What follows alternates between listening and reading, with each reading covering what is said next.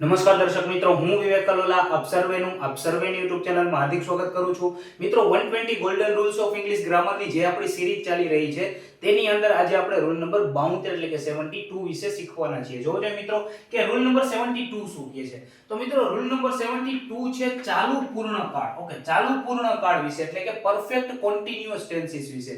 બરાબર છે. તો આમાં તમારે યાદ શું રાખવાનું છે અથવા તો આ નિયમ શું કહે છે મિત્રો? જોવો જોઈએ કે દરેક ચાલુ પૂર્ણ કાળમાં, ચાલુ પૂર્ણ વર્તમાન કાળ હોય તોય ભલે, ચાલુ પૂર્ણ ભૂતકાળ હોય તોય ભલે અને ચાલુ પૂર્ણ ભવિષ્ય કાળ હોય તોય ભલે. બરાબર છે મિત્રો કે દરેક ચાલુ પૂર્ણ કાળના કોઈ પણ વાક્યમાં એટલે હકાર, નકાર કે પ્રશ્નાર્થ વાક્યમાં હંમેશા V4 જ આવશે. અને ક્યારે મિત્રો?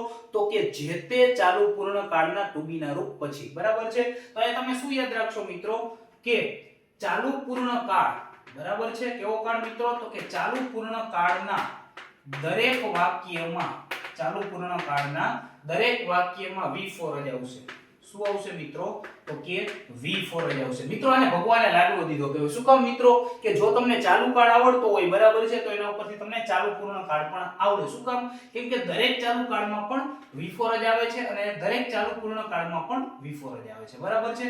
તો મિત્રો જોવો જોઈએ કે ચાલુ પૂર્ણ કાળના દરેક વાક્યમાં હંમેશા શું આવશે? V4 જ આવશે. પરંતુ ક્યારે મિત્રો? તો કે જે તે ચાલુ પૂર્ણ કાળ છે એના ટુ બી ના રૂપ પછી V4 આવશે. ક્લિયર છે મિત્રો? તો જોવો જોઈએ કે જો ચાલુ પૂર્ણ વર્તમાન કાળ હોય, કેવો કાળ હોય મિત્રો?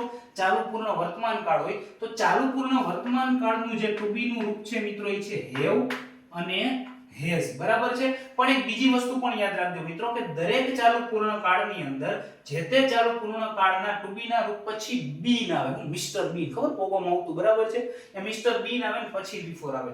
એટલે કે ચાલુ પૂર્ણ વર્તમાન કાળ છે એમાં હેવ, હેઝ, પછી આવશે બીન અને પછી આવશે V4. ક્લિયર છે મિત્રો? ચાલુ પૂર્ણ ભૂતકાળ. તો ચાલુ પૂર્ણ ભૂતકાળમાં શું આવશે મિત્રો? તો કે had plus bin plus V4 આવશે. ક્લિયર છે મિત્રો? ચાલુ પૂર્ણ ભવિષ્યકાળ. ચાલુ પૂર્ણ ભવિષ્યકાળમાં શું આવશે મિત્રો? તો કે will, have plus been plus V4. Clear છે મિત્રો? તો આ તો આપણો નિયમ ચાલુ પૂર્ણ કાળ વિશે. બરાબર છે.